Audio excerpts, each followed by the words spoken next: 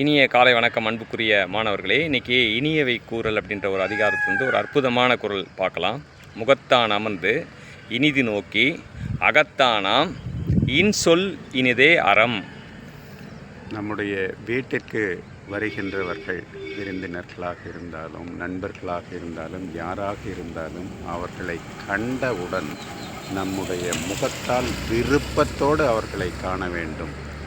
அதோடு மட்டுமல்லாமல் இனிமையான பார்வையினை உடையவர்களாக இருக்க வேண்டும். கடுகடுப்பான கோபம் நிறைந்த பார்வையோடு இருந்தால் அவர்கள் திரும்பி சென்று விடுவார்கள்.